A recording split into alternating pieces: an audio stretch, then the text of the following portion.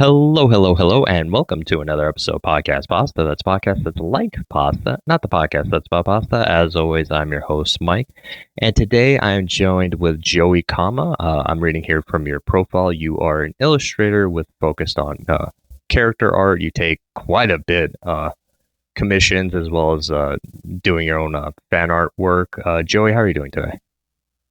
Hey man, yeah, I'm doing pretty alright. Looking pretty healthy, very keen, eager to talk about art and stuff. Uh, Well, it's great to have you yeah, on the program. Joey, I always like to lead my interviews with this question here, but I know I gave you a very brief introduction, but I guess we kind of want to expand on that in your own words, explain what you do and what motivates the work that you put out.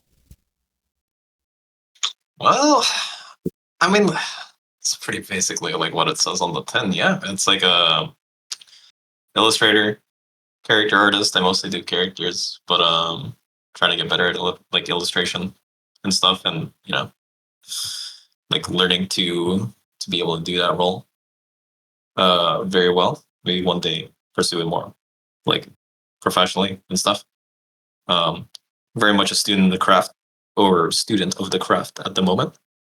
I don't know. It's like that's really about it, really. In terms of what motivates me to do what I do, well, it's love for the game, I guess. There's a lot of reasons to love art. I feel like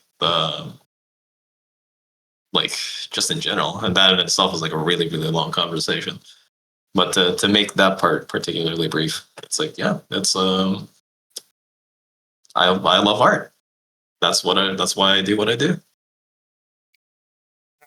A few artists in the past come on the show, and a lot of them come from like all sorts of different backgrounds. The guests of the show will be familiar with this question that some people I bring on here, they do it more as just like a passion in and of themselves or as kind of like a hobby, if you will. And then others have studied art in like more of a professional or collegiate setting. So I guess I'm trying to bridge the gap in your own background for my guest. If you can explain like, is this something that you've studied in a professional sense, or is it something that you've done purely as like a hobby? I That's a good question. I'm an interesting case when it comes to stuff like that. Because I want to do it in a professional setting. However, I had not taken any courses, um, or have I been in a school for that kind of stuff, and nor do I necessarily really plan to. Because art school I've been taught is a bit of an interesting thing. It's a very situational thing, and it's something that doesn't really fit my circumstances. But like a lot of my background is actually um, obviously pursuing it as a hobby, but wanting to make a career out of it. And a lot of my learning to make a career out of it actually came from, I guess, like being self-taught.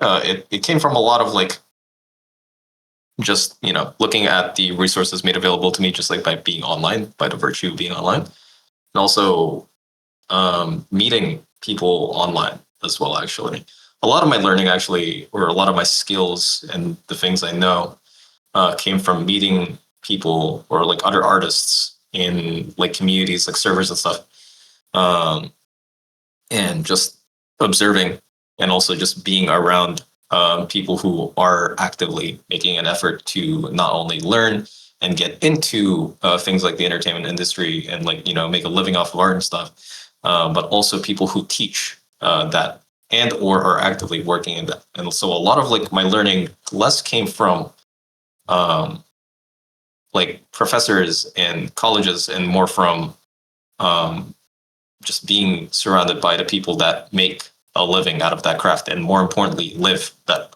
craft like every day. You mentioned that currently you're not necessarily doing this as like a job for yourself, and feel free, we could skip this if you want, because I know some people can be like kind of uncomfortable necessarily talking about like money or their financial situation. But like for yourself, how much do you think you need to make doing art in order for you to just do this, like, as like quote unquote your job, so to speak? That is a question that it's a good question. It's an interesting question because it is a very personal question. You It's can not be as exactly a vague very as you want to educational be. one. Like you don't have to like you read off your. I don't know what like the tax document is for Yeah. contractors. I should know because potentially I might be in the same situation too, but I don't. So It's worth looking into. It's not something I like really necessarily worry about too much myself because it's like it's not exactly like I box with like very high tax brackets. Um, I technically do make a living off of my own art. Actually, I live but that's by virtue of being in a position in which I am currently comfortably able to like just like pay for rent through things like commissions and other such means, and also like get food and like rent and living and stuff. So it's like it is kind of what I'm living off of to a certain extent, but not entirely. Um, I will say. How much is well?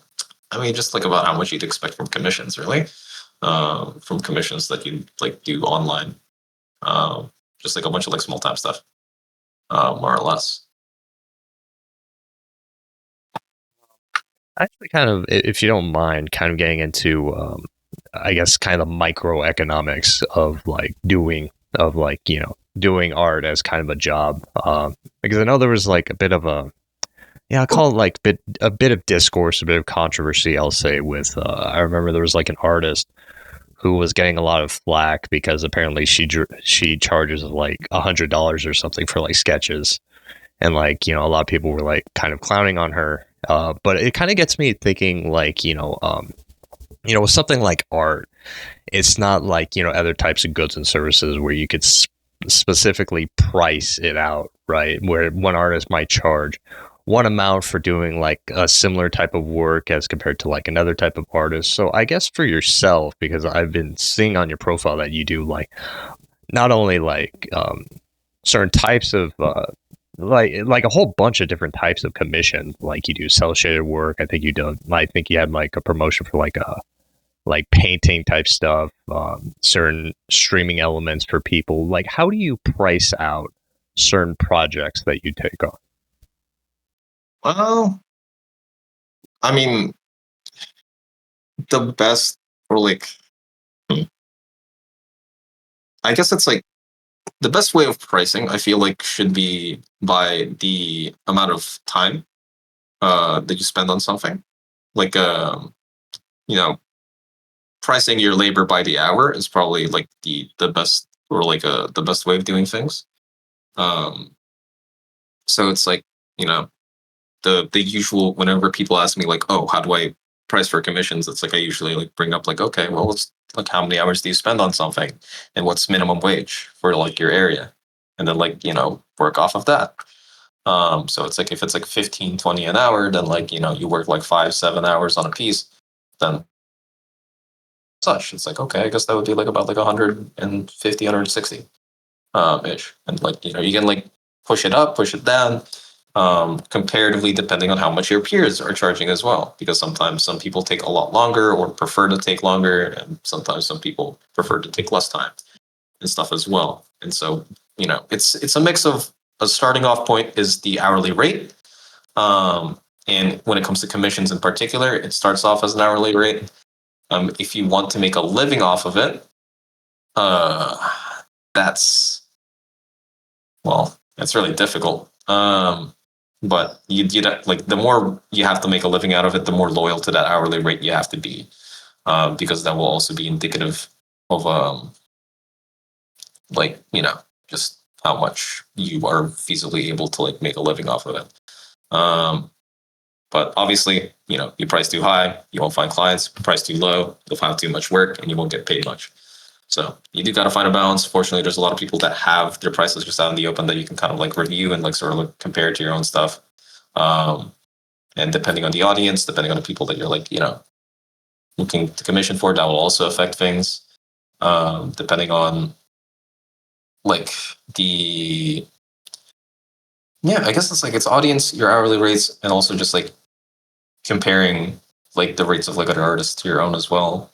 And how much your reach is and how like consistent. You're able to like put out work and also have work come in. It's just I guess it's like it's a bit of a balancing act. That's kind of informed by all of those things. But it all starts with hourly rates. It should all start with hourly rates, and optimally, it should end with hourly rates as well. Um, and but like commissions, they're not really something that you want to do for a living per se, because I think like for most people, you can't really make a living off of 20 an hour. It's not really comfortable. Um, so for the folks that do art for fun, um, and or the folks who are like, you know, they don't really want to suck the life out of their, or like, I guess like they prefer to spend more of their time like drawing and stuff for fun, but like they do have like a lot of reach. Charging like a lot more is not like a bad plan, because if people really want your stuff, obviously they'll pay for that. And if they don't, they won't. Like it's entirely depend. Like in it's I think it's more comfortable to like overcharge when you're like not really making a living off of it, because then you don't have to worry about the audience part or like the having consistent work part as well. If your art in itself is a luxury, then you can treat it as a luxury and price accordingly. If it's something you need to make a living off of, you have to like think about all these other factors and stuff as well, which makes it very finicky. I guess that's what I got to say about that. Now, for your own pieces, and I apologize if I'm mistaken on this because it was, I had to kind of, just from basic glance, what I've gathered is that a lot of your work is like commission work or otherwise fan art work. But I couldn't find a lot of like OC stuff or like original characters, designed and made by you. I guess I'll start like, do you do original content type work? Yeah, I actually do. I played in like a lot of D&D campaigns, and so I do have like a fair amount of like D&D characters, and I've also made art of friends as D&D characters, and like stuff for like just like personal art for like friends and stuff, or just like our characters interacting. But it's like obviously I don't really have an audience for that kind of stuff, so they don't really bother too much with posting that kind of stuff because it's all like small time stuff like sketches and like incomplete things and like shit posts. And it's like I make like a very clear line from the stuff that I want to show, um, as I guess like part of my brand, and the stuff that I do personally as well. I feel like it's very important to have like a clear line between those two things, to like keep yourself kind of sane. It's like the difference between like I always think of art as a language, or a way of speaking. It's the difference between corporate talk or professional talk, or like talking in an interview or talking at work versus talking at home, Yeah, like or versus code talking with your switching. friends. Yeah, Yeah. it's basically kind of like code switching. It's healthy to have like a balance of all those things. It's healthy to have like a professional voice. It's healthy to have a friendly voice. It's friendly. It's important to have like a voice at home, or like a voice for yourself as well. That's also very important. And so in the same way that like speaking, it's healthy to like have a balance of like speaking and all those things. It's also healthy to have, as art is a way of expressing yourself. It is in itself like a language. It's also healthy to have like a different, I guess, like spaces in which you can like let yourself express yourself in different ways, whether it be advertising your work and like doing like cool shit that you want other people to see, or doing things just like for yourself or at home, just like to see what you can do, or doing stuff for friends as well, and like conversing with friends, communicating with friends, and like banter and stuff. That's very healthy. And so I kind of like try to draw those lines wherever I can, and like keep those spaces separate, but all like something that I interact with on a daily almost. It's something I think about very often, or not think about very often, but it's something I make very important.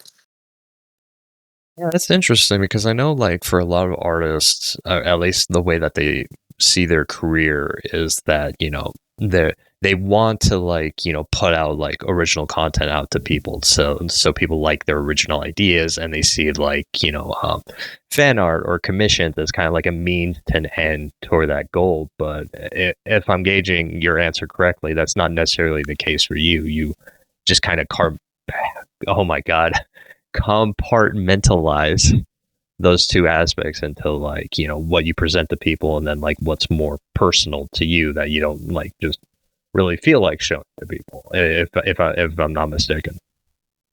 Yep.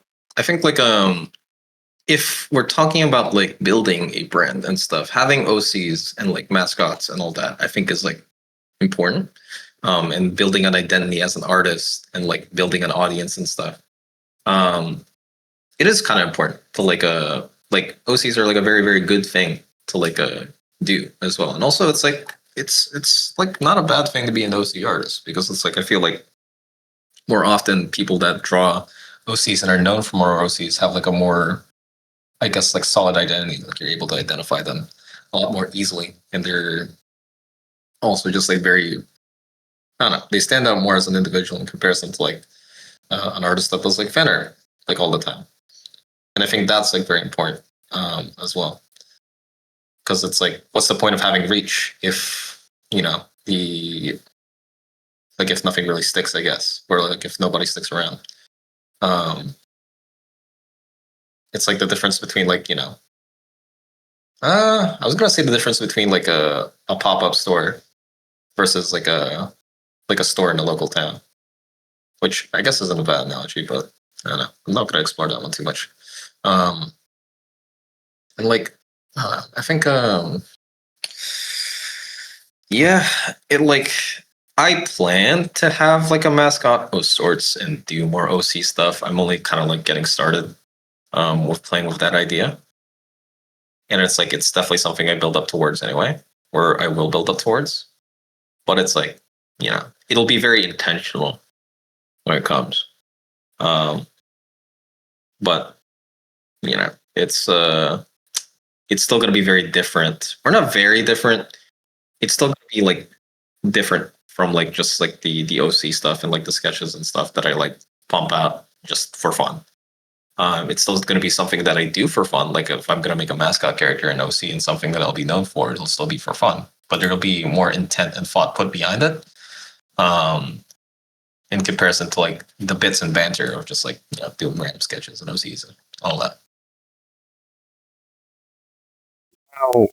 Now, I'm kind of curious about this because, at least the way that I would kind of describe your work is that there's kind of like a bit of an intensity to a lot of your pieces, I think. Especially like I think I can't remember the specific date that it was posted. Yeah, I'm not gonna look it up now. But no, I think there's like a lot of intensity to your pieces, and I guess I'm kind of curious, like when others engage with your work, how do they tend to describe the work that you put out? Dynamic is the main one. Uh, yeah, in terms of like the most, besides like like compliments, like it looks nice or it looks pretty. I think dynamic is probably the one that actually like I hear that probably describes it um, best. I feel like, which is something that is very intentional. I think like a very important part of making like a piece that stands out or a piece that sticks for me is having it be dynamic in some way. Um, like, and there's a lot of ways to show dynamicism. People show it through either a really good use of values, a really good use of colors, a really good use of like a subject matter, an interest in composition. Well, I guess composition falls under all of those things, but like for me, it's like usually the things like lines, like good line weight and having very dynamic line weight, and since I'm a character artist, posing, and really good posing goes a long way for just making something look very dynamic. To convince somebody of something being real, something that's breathing, motion and dynamicism is like a really good way of communicating that. I feel like there's a lot of artists or it's something that I feel like has been established very clearly by like a lot of illustrators. It's like it's almost like a fundamental, really, in some ways. Important part of composition. It's dynamicism. But yeah, that would probably be what I think I do best at my work, and that's the part that seems to stand out with my work. So I guess as kind of a follow-up, you feel like your work aligns basically with what you want to like convey in your pieces. Or I guess another way to frame it, is there any aspect of your work that you wish you would be able to like convey more that for whatever reason might not necessarily be conveyed like right now? Um. Hmm. Uh. I mean, not really, because it's like I don't know. Specifically thinking of it as like like a conveying, um, like a something in my work that isn't like coming through as well implies that like or it assumes that kind of there's something that I'm trying to say that's not coming through. Um, but like I think I do a pretty solid job, at least like with the pieces that I have been putting out. It's like they're pretty clearly what they are. I think they can be a lot more, right? But it's like I don't really expect more than what I put out. I guess. I guess I have like very humble expectations of like what I try to put out in my work. Um, and it's like the expectations I have are usually for like what comes next. If I'm working on something like right now, it's like I know what it is, and I'm not going to linger too much on like if it fails to do something, whatever it does, it or what it can fail at. I guess I don't know. It's kind of hard to describe that I think about it. Um, hmm. I guess I have very clear and concise intentions with my earned stuff, and that's like all my pieces will like always complete that. But there will always be like I guess like a part that I would like to communicate better. I guess that is kind of what the question is. I mean that would just be like fucking every fundamental, really. Um, things like composition, value, depth, um, maybe even like just like more dynamic perspectives, more interesting subjects. Um, that's like all things that I'd like to explore more. But it's like not something that I really push too hard on my pieces because I can tell that's like I won't be able to complete a piece if I try to tackle everything new at once. Um, so it's like it's like a step at a time when it comes to that kind of stuff. I think they all like do what I want them to do pretty well. I'm pretty happy with that, honestly. I guess it's kind of an extension to that too, because I'm always kind of curious about this aspect of the creative process. But when do you like? How do you determine for I guess for yourself at least, like when you would consider a piece to be like done, right? Because in theory, there's always like one more thing you could add to like a project that you're working on or something, or like one more thing you could do. But so like, where's the line? So how do you think you determine the line for like, you know what? Maybe I could add more to this project, but for the time being, I think I'm done with it. If it accomplishes what it's intended to accomplish, um, which I guess is like a very corporate way of looking at it. It's like if I'm doing a piece to like advertise my work, or if I'm doing like it's a matter of just making it look pretty or making it look appealing to an audience. I know how to make something appealing. I know how to make something look pretty. Awesome. Um, if it's like a piece that's like, oh, this is fan art and I want to like tell a story with this art, it's like if it tells the story, if it tells it well, then like, that's when it's finished, right? Um, if it accomplishes what I set out for it, that's good, right? And what I usually set out for things, that changes. If it's like for a friend, if it's for a commission, if it's for a design, if it's for um, like a post, or like if it's for fan art, like the intent changes. But as long as it like accomplishes that intent, that's what matters, and that's when I consider a piece complete. But like there's another factor of like when you're working on things that extends past like the purpose of the piece, which is like how a piece affects you as well. When you're learning, at least like for me, as I'm learning, it's always important to kind of like set out to like learn something a little new um, with every piece. So it's like I've been starting to like do more, I guess, like intentional, um, like just or like very, I, I guess I'm more perceptive, more observant of what I do. Like I pay more attention, I guess, to what I put out, and it's like like I try something new, and that's like a neat little bonus that comes with every piece. It's like a little side quest almost. With every illustration. Um, so you have the main quest, which is just what the intention, what the brief is, um, what I'm essentially setting out to do, and also like a little side quest, like something a little extra that I want to learn as well that I can do. Um, like that's what I have going into it, and it's done if I feel like it communicates that. And I think I don't know. I'm pretty confident in my ability to identify when a piece is is finished and when I'm kind of just like just adding strokes for the sake of adding strokes.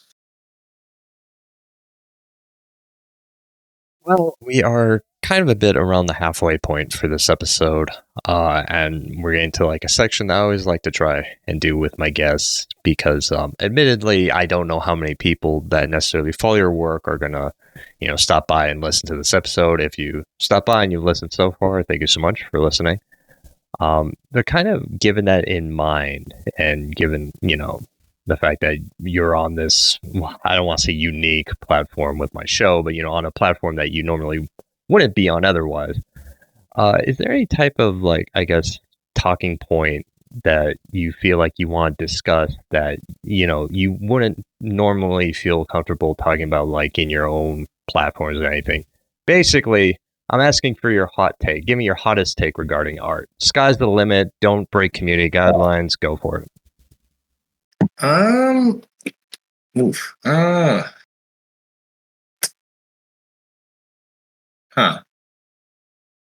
That's that's a bit of a strange one because it's like I feel like I talk about art a lot.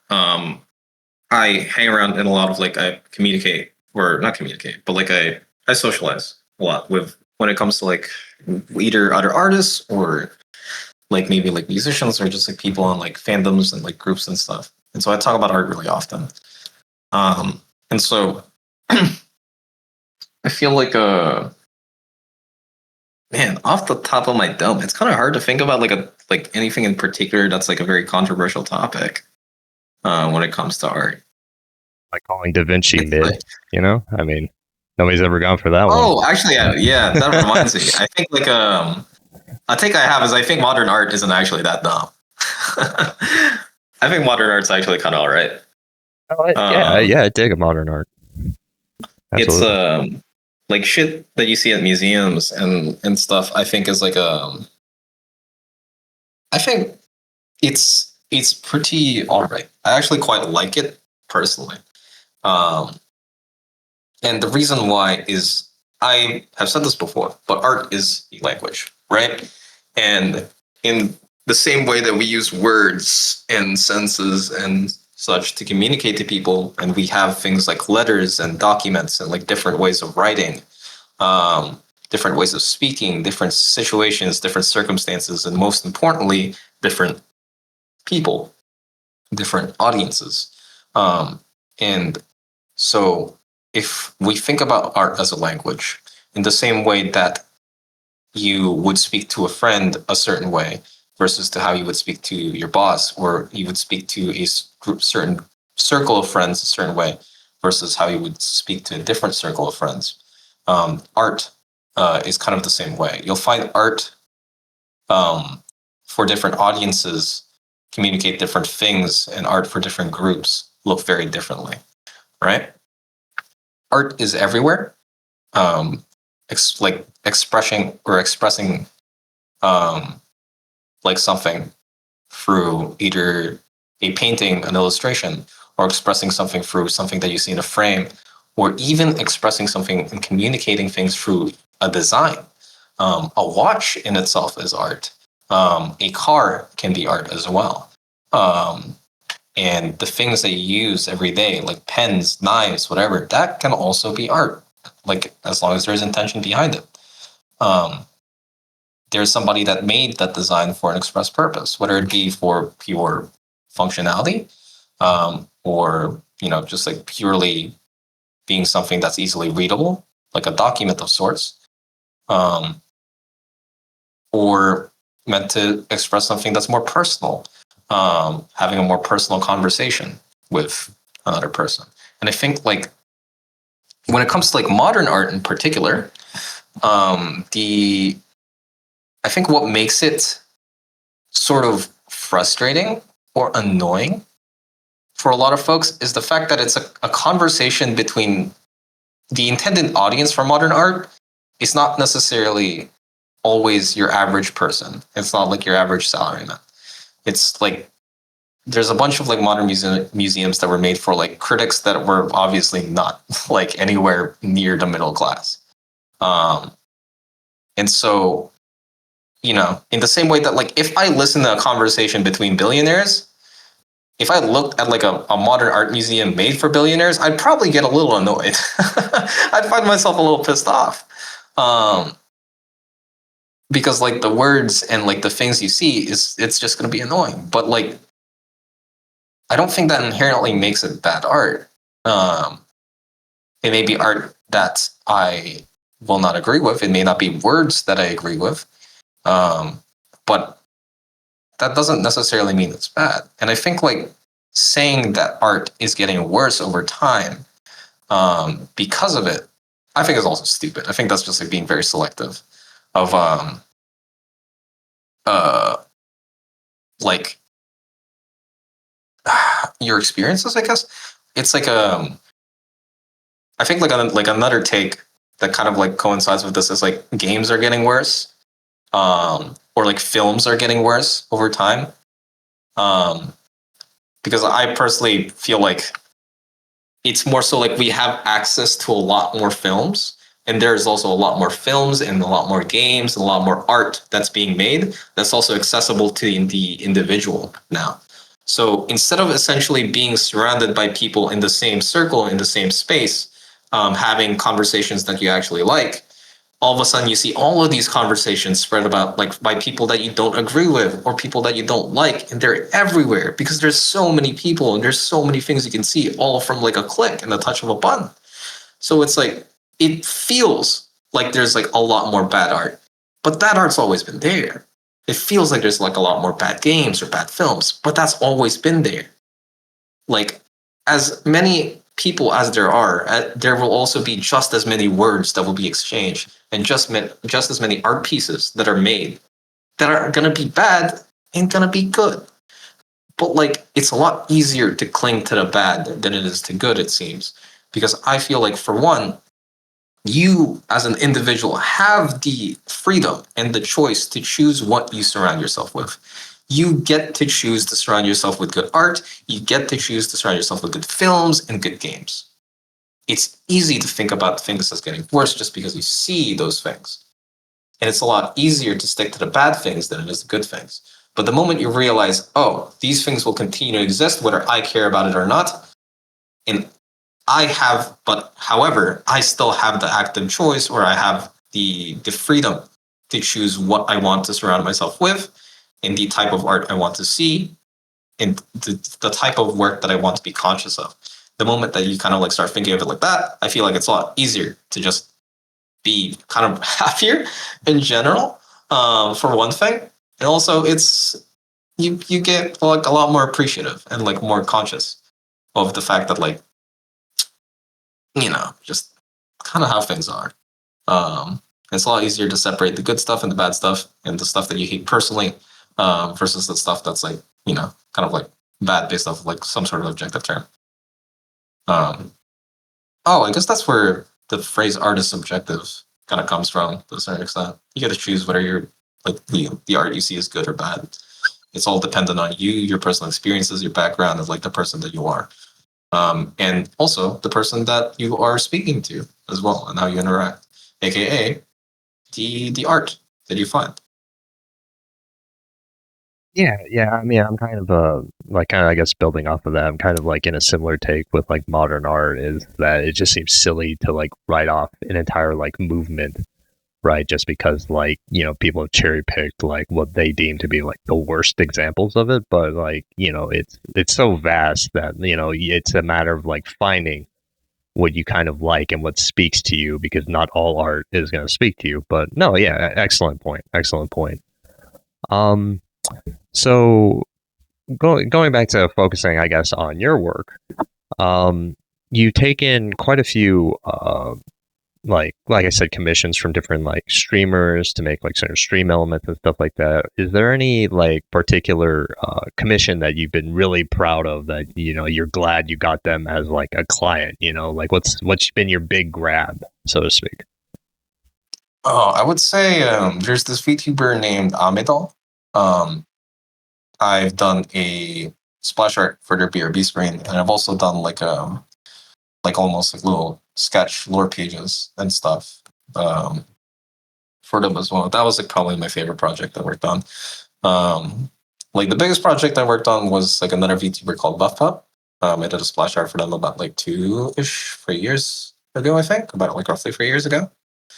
Um, and I would say that was like the biggest one I did, and I think that was like a really good piece. I still consider it like probably one of my better pieces. Um, I've done like a fair few D&D commissions that I really like, but I think like I don't know.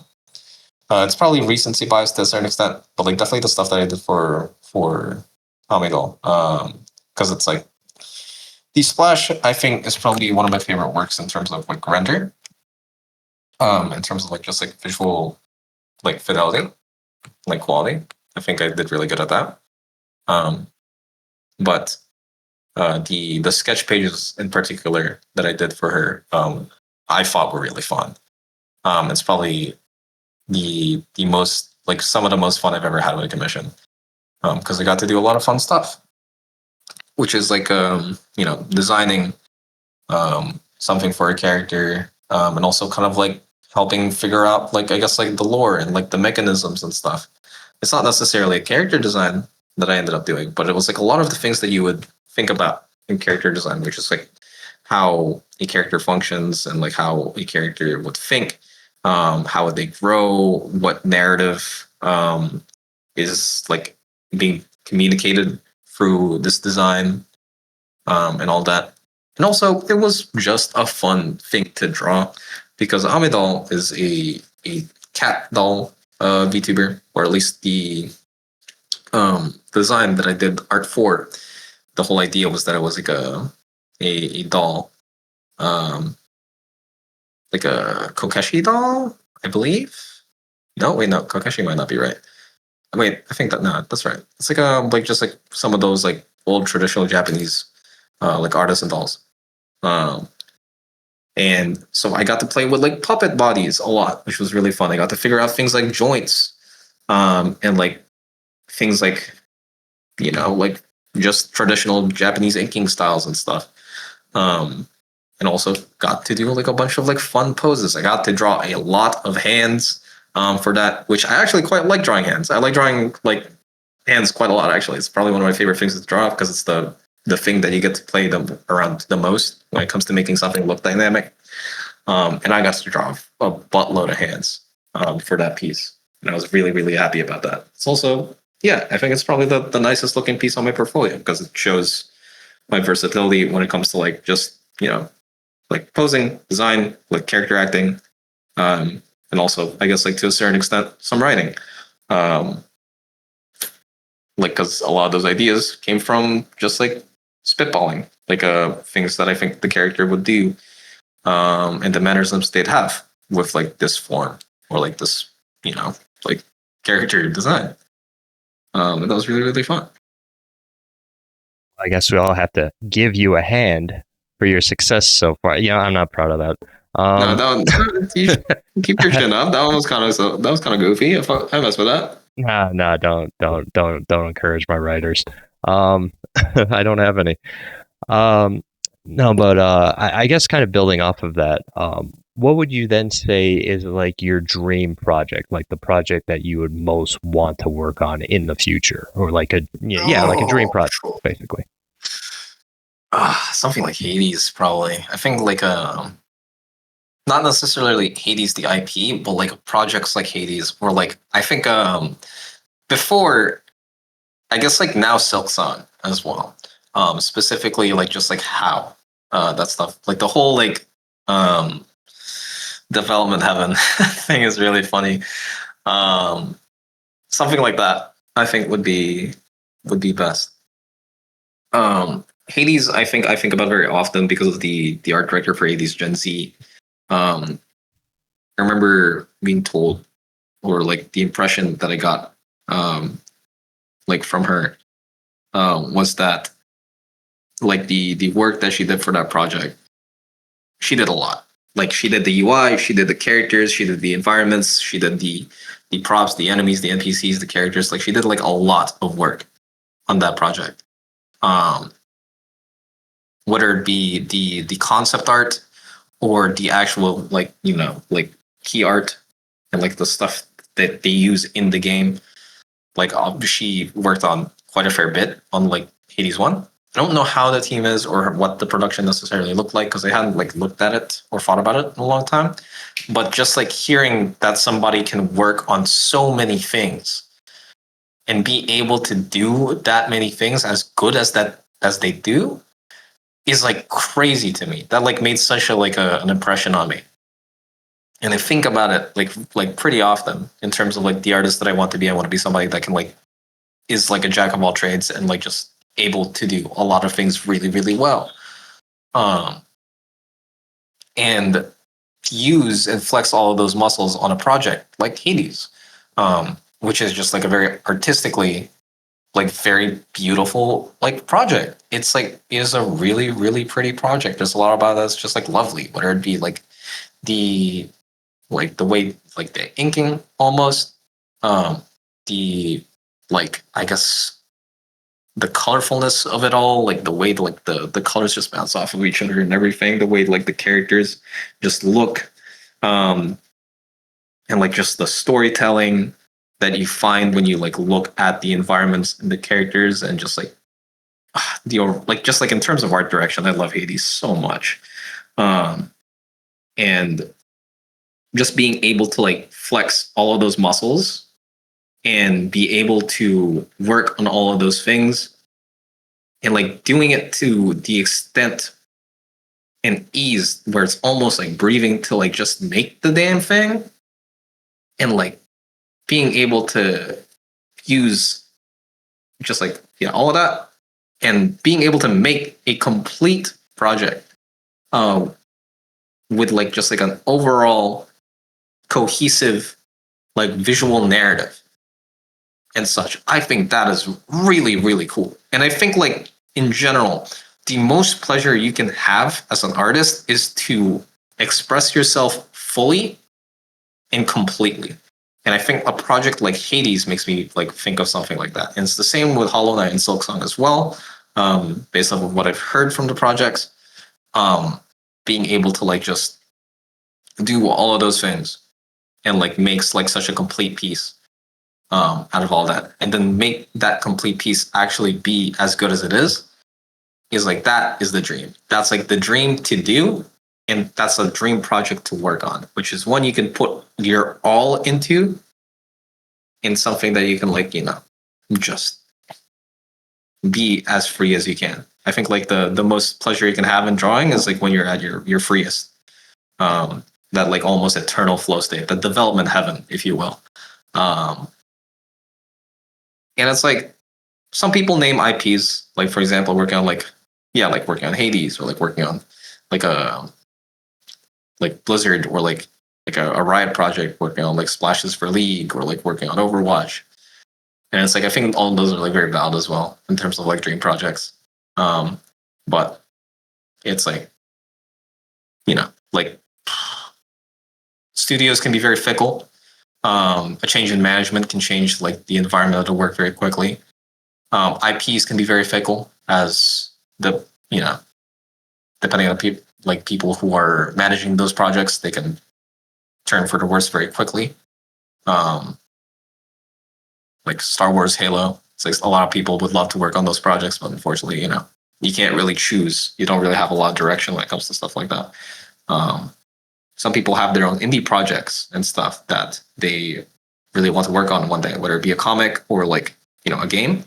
But it's like, as art is a very iterative thing, it's kind of like, I find it difficult to like place my trust and faith into like working on something for like 5 years when like I don't really have a lot of experience.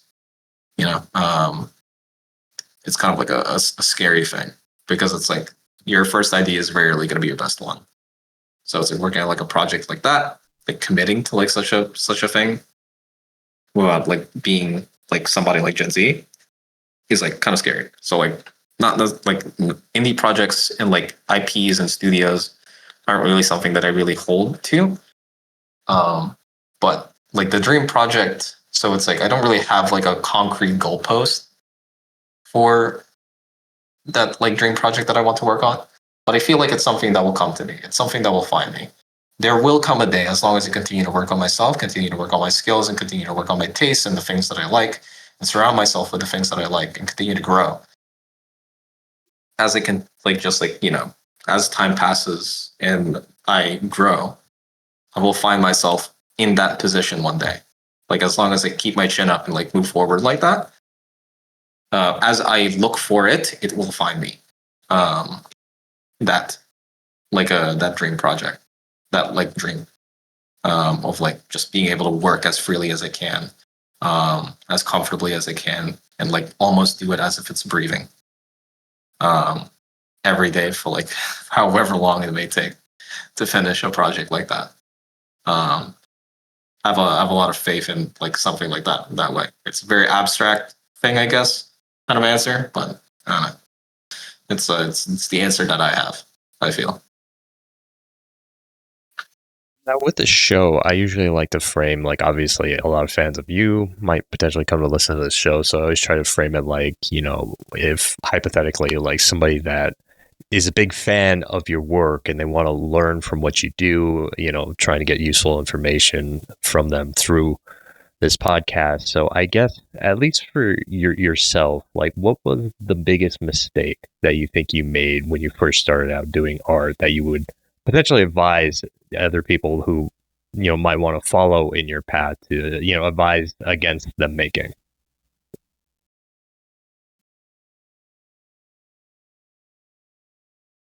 Hell, it's kind of hard to say. Make mistakes, I guess. I think that's or like be patient, trust in the process. It's like I've been told trust in the process, but I never really understood what it meant. I always thought of it as like, oh, like just like the process is the line art, the cell shading, the render. That's what the process is. That's not what the process is. The creative process is iterative. It's something that is constantly in flux. It's something that will always change. Making art is something that extends past like the pen to the canvas and the software that you're using, the pencil to the paper. It's something that goes past that. Like I said, art is like language, right? It's the person speaking the words is just as important as the words themselves. You're only able to speak as well as you can if you take care of yourself. You're only able to do art as well as you can if you take care of yourself. And so I guess like kind of two things, which is one, take care of yourself, make sure that you're healthy as much as you can. Don't compromise on something like sleep. Don't compromise on something like, your food and the diet that you have. Don't compromise on like things like socializing or physical activity. All of that's really important because all of that makes you kind of healthy and like think well, and also makes it easier to learn and all that. It's really important. It's probably like a fundamental I find more important than any other fundamental in art, which is your own personal physical health. And in turn, it also affects your mental health, because if you're able to produce something very well, if you're able to make work that you like, that's just good for your mental in general. And if you take care of yourself and you're patient and you trust in that process, that is good for your mental health. Trusting that as long as you try, as long as you keep going, as long as you continue working on the stuff that you do, that it will turn out, and it will turn out to be something that you love, or it will turn out fine. And that then like you'll always be able to wake up the next day and like work on another piece and all that, and like go next. Right? Like take care of yourself, trust in the process, and just like let yourself be free. Let yourself make mistakes, let yourself be stupid, like just go next. That's like pretty important. I find that to be very, very important. It's something that's very important to me now, and it's something that's probably I would have liked to have like I guess said more firmly to me sooner. But like to be fair, I've like been taught a lot of things that I find are very important as well. So like it's hard to ask for more or say that like I didn't learn enough. Because fortunately I did have like a lot of like solid guidance when I was like learning and stuff. But like I think I don't know, off the top of my dome, that's probably what I'd say. Yeah, take care of yourself and trust the process. We are approaching the end of the episode here. Thank you, Joey, for joining us on this program. If you want to shout out where people can find you, where people can commission you, if they like your art, can commission you for work, just go ahead and basically, tell them your social. Yeah. You can find me on Twitter at Joey Komama, capital J, capital C, JoeyCommama. And you can actually find. I also have a alt account that I don't really advertise publicly, but I also post like a lot of my sketches and stuff on there. And I geek out about things like Vocaloid and like other things as well. On there, it's at Joe Comma, capital J, capital C, 292176. You'll find like a lot of my sketches, a lot of my rants and rambles there. I also have a Blue Sky, which I believe, if I were to check real quick, is at Joe.comma, perhaps. Let me check. No, it's at Yaoi, YAOICOMMA.bluesky.social. And yeah, I think that's all the socials that I'm like relatively active in. I'm also active on Discords and stuff. But you just hang around in any Vocaloid server, you'll probably find me as well. And I'm happy to talk to whoever I find just like along the way through those spaces. And are you currently accepting commissions? I am very much currently accepting commissions. I've got a couple slots open, and yeah, I'm very keen on like doing just like more work at the moment. Well, thank you all so much for, again, joining us here at the end of this episode. And remember, the world is a flood, so you might as well swim in it. I don't. Okay, whatever. Later.